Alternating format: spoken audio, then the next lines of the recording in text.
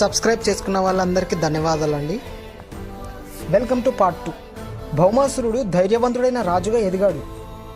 అంతేకాకుండా ఆయన జ్ఞానవంతుడు, ఉదారుడు, వీరుడు. ఆయన ప్రగ్జ్యోతిషపురాన్ని పాలిస్తూ ప్రజల మనసులను గెలుచుకున్నవాడు భౌమాసురుడు.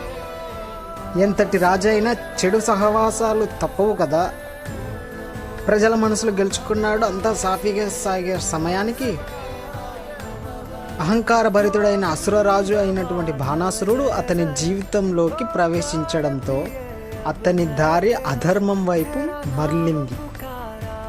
అసురరాజు అయినటువంటి బాణాసురుడు భౌమాసురుడితో ఇలా అంటాడు: ఓ భౌమా, దేవతలకు సేవకుడిగా ఎందుకు ఉన్నావు? నువ్వు భూమాత కుమారుడివి కదా.